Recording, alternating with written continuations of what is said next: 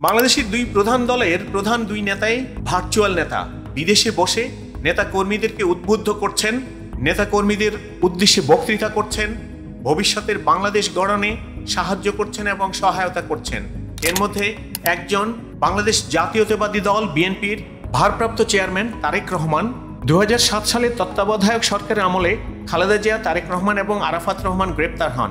2008 সালের 3 সেপ্টেম্বর তারেক রহমান জামিনে মুক্তি পেয়ে চিকিৎসার জন্য 11 সেপ্টেম্বর লন্ডনে পাড়ি জমান। সেই থেকে তিনি পরিবার নিয়ে লন্ডনে অবস্থান করছিলেন। সেখান থেকেই বিএনপির ভারপ্রাপ্ত চেয়ারম্যান হিসেবে দায়িত্ব পালন করেছেন। খালেদা জিয়া কারাবরণ করার সময় 2018 সালের 9 ফেব্রুয়ারি থেকে লন্ডনে বসেই বিএনপির নেতৃত্ব দিচ্ছেন তিনি। উল্লেখ্য যে লন্ডনে থাকা তারেক রহমানের বিরুদ্ধে বিগত আওয়ামী লীগ ফ্যাসিস্ট সরকারের সময়ে বিভিন্ন ধরনের হত্যা, দুর্নীতি এবং মানহানির অভিযোগে 75টির বেশি মামলা ছিল। এর মধ্যে 2004 সালের 21 আগস্ট গ্রেনেড হামলা মামলায় তাকে যাবজ্জীবন কারাদণ্ড দেওয়া হয়েছে। এছাড়াও আরো অনেক মামলা ছিল। একইভাবে জুলাই 2024-এর গণ আন্দোলনে শেখ হাসিনা এবং তার দোসররা ছাত্র জনতার অভ্যুত্থানের মুখে 5ই আগস্ট দেশ ছেড়ে পালিয়ে গেছেন। তিনি এখন আমাদের প্রতিবেশী দেশ ভারতের আশ্রয়ে আছেন, যেই ভারতকে তিনি তার অসাধ্যের সাধ্য সাধন করে অনেক কিছু দিয়েছেন, সেখানে তিনি আশ্রয় নিয়ে আছেন। তিনিও এখন আওয়ামী লীগকে ভার্চুয়ালি নেতৃত্ব দেওয়ার চেষ্টা করছেন, যেমনটি করছিলেন তারেক রহমান। 5ই আগস্ট পরবর্তী সময়ে বিএনপির 50 লক্ষ নেতাকর্মীর মামলা উঠে গেছে। বিএনপির সকল রাজবন্দী মুক্তি পেয়েছেন। তারেক রহমান সহ বিএনপির সর্বোচ্চ নীতি নির্ধারক মহলের সব নেতাকর্মীর মামলা উঠিয়ে নেওয়া হয়েছে। কিন্তু তারপরও তারেক রহমান বাংলাদেশে আসছেন না। এটা অনুমিত খুব দ্রুত শেখ হাসিনার ফেরা হচ্ছে না, যদি না বাংলাদেশের কোনো রাজনৈতিক দল আওয়ামী লীগকে পুনরায় পুনর্বাসিত না করে। সাধারণ ছাত্র জনতার দাবি অনুযায়ী যদি আওয়ামী লীগকে পুনরায় পুনর্বাসিত করা হয়, তাহলে হয়তো ছাত্র জনতায় আবার পুনর্বাসিত যে করেছে তাকে আবার বিতাড়িত করবে এবং একইভাবে তাকে দেশ ছেড়ে পালিয়ে যেতে বাধ্য করবে। ছাত্র জনতার গণদাবির মুখে বর্তমান অন্তর্বর্তী সরকার বাধ্য হয়েছে আওয়ামী লীগ এবং তার অঙ্গ সংগঠনগুলোকে নিষিদ্ধ করতে।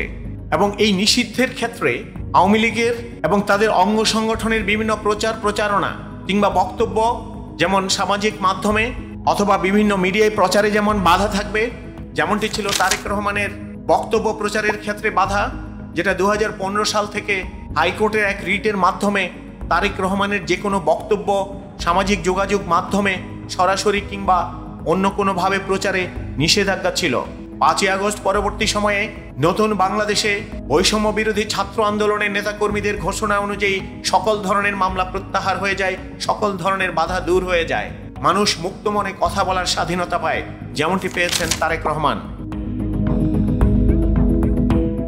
মির্জা ফখরুল 2018 সালের 3 সেপ্টেম্বর বলেছিলেন তারেক রহমান আওয়ামী সরকারের আক্রোশের শিকার, যার অর্থ হচ্ছে আওয়ামী লীগ তারেক রহমানকে চিরজীবনের জন্য পঙ্গু করে দিতে চেয়েছিলেন, চিরজীবনের জন্য রাজনীতি থেকে বিতাড়িত করতে চেয়েছিলেন। কিন্তু 5ই আগস্ট পরবর্তী সময়ে যখন বিএনপির সকল নেতাকর্মীকে সাধারণ ছাত্র জনতা মুক্ত করে দিলেন, শেখ হাসিনা ফ্যাসিস্টকে বিতাড়িত করলেন, তখন তাদের ভিন্ন রূপ দেখা গেল। সে আক্রোশ ভুলে গিয়ে তারা ক্ষমতায় যাওয়ার জন্য ক্ষমতা লিপ্সু হয়ে আওয়ামী লীগকে আবার কাছে টানার চেষ্টা করছে। ভাবছে আওয়ামী লীগের 28% বা 30% ভোটার তাদেরকেই হয়তো ভোট দেবে। আওয়ামী লীগের আমলেও যারা হয়তো একসময় আওয়ামী লীগ করতেন, কিন্তু আওয়ামী লীগের এই দুঃশাসন, আওয়ামী লীগের বর্বরোচিত কর্মকাণ্ড, লুটপাট, টাকা পাচার, এটাকে পছন্দ করেনি, মানে যারা করেনি এই ধরনের মানুষ, তারা আগেই আওয়ামী লীগ থেকে সরে গেছেন, তারা আসতে পারবে না কেন? এছাড়াও আমরা কে জানে তারাই কি ভোট দেবে নাকি তারাই অধিকার কেড়ে নেবে বিএনপির কাছ থেকে। বিএনপি এখনো বুঝতে পারছে না, বিএনপি এখনো ছাত্র জনতার প্রয়োজনীয়তা বুঝতে পারছে না, বিএনপি এখনো ছাত্র জনতার আকাঙ্ক্ষা বুঝতে পারছে না, বিএনপি এখনো ভবিষ্যতের বাংলাদেশের রূপরেখার কোনো কল্পনা তাদের কল্পনায়ও নেই। আমরা 5ই আগস্ট পরবর্তী সময়ে যেমনটি দেখছি, বিএনপি তার 31 দফা প্রচারে, যেটাকে হচ্ছে সংস্কার প্রস্তাব হিসেবে উপস্থাপন করছে, তার প্রচারে ইউনিয়ন পর্যায়ে, জেলা পর্যায়ে, বিভাগীয় পর্যায়ে বিভিন্ন ধরনের কর্মশালা করছে, কিন্তু কোনো 31 দফার ব্যাখ্যা আজ পর্যন্ত কোথাও পাওয়া যায়নি। শুধু বলা আছে যে আমরা এটা করব এবং সেটার প্রয়োজনে ব্যাখ্যা ভিন্নভাবে দাঁড় করিয়েছে। যেমন দেখা যাচ্ছে প্রধানমন্ত্রীর মেয়াদকাল নিয়ে বিএনপির 31 দফা সংস্কারে যেটা বলা আছে, বিএনপি তার বিরুদ্ধে গিয়ে অন্যরকম ব্যাখ্যা দাঁড় করাচ্ছে। একসাথে দুবারের বেশি প্রধানমন্ত্রী থাকতে পারবে না, কিন্তু মাঝখানে গ্যাপ দিয়ে আবার অসংখ্যবার প্রধানমন্ত্রী থাকতে পারবে। এই দ্বিচারিতা আচরণের মধ্য দিয়ে বিএনপি বাংলাদেশে পুনরায় ক্ষমতায় আসার চেষ্টা করছে। বাংলাদেশের সাধারণ জনগণ আর সেই 54 বছর আগের সাধারণ জনগণ না। বাংলাদেশের জনগণ আজ তার অধিকার সম্পর্কে সচেতন। বাংলাদেশের প্রতিটি রাজনৈতিক দল, প্রতিটি নেতা এই বিষয়টাকে অনুধাবন করতে হবে এবং সাধারণ জনগণের চাওয়া পাওয়াকে মাথায় নিতে হবে। শুধুমাত্র বিএনপির জনগণ কিংবা জামাতের জনগণ কিংবা এনসিপির জনগণ নিয়ে ভাবলে হবে না। তেমনি বিতাড়িত আওয়ামী লীগের প্রধান শেখ হাসিনা ভার্চুয়ালি বিভিন্ন ধরনের বক্তব্য দিয়ে যাচ্ছেন। যেমন কিছুদিন আগে বলেছিলেন 227 জনকে হত্যার লাইসেন্স পেয়ে গেছে, কারণ তার বিরুদ্ধে 227টির মতো মামলা হয়েছে। একটু ভেবে দেখো নাশপর্দা কোথায়। মামলা জি আমার তো অভিযোগ আসছে না, আমার তো সারা বাংলাদেশে 227টা মার্ডার কেস। জি ঠিক। আমি বলছি সবাই তালিকা করো, তোমরাও তালিকা করো, কারণ অন্তত 227 জনকে মারার লাইসেন্স পেয়ে গেছে। জি ঠিক। যেই শেখ হাসিনার নির্দেশে 2000-এর মতো সাধারণ ছাত্র জনতাকে 36 দিনে মেরেছে, 20 থেকে 25,000 ছাত্র জনতাকে চিরতরে পঙ্গু করে গেছে, যাদের চোখ কেড়ে নিয়েছে, যাদের হাত কেড়ে নিয়েছে, বুক কেড়ে নিয়েছে, মুখ কেড়ে নিয়েছে, তারা আবার ভার্চুয়াল লিডারশিপের মাধ্যমে বলছে এরা 1 মাসও টেকে কিনা দেখো, তালিকা করে রাখো এবং একটা একটা করে দেখে নেওয়া হবে। ওরা কয়দিন আছে? সামনের 1 মাস টেকে কিনা দেখো। জি আপা দোয়া করেন আপা। আর আমি আপনাকে 1 মাস টেকে কিনা দেখো, তখনই আপনারা যারা বেশি বাড়াবাড়ি করেন কোথায় যাবেন সেটা বুঝে নিয়েন। জি, আর এই তালিকা সব করে রাখো আপা। আমি যে কোনো সময় দেশে ঢুকে যেতে পারি, টুপ করে ঢুকে পড়বো। কেউ সত্য বলে না আপা, তখন কই যাবো আপা? না আমি কিন্তু আমাদের দেশের খুব কাছাকাছি আছি। জি আপা, খুব শুনে শান্তি লাগলো আপা। অত দূরে নেই, আমি খুব কাছাকাছি আছি। জি আপা, আমি চট করে ঢুকে করতে পারি। ট্রাম্প আসলে আমাদের জন্য ভালো হবে, আমরা অনেক কিছু করে ফেলবো।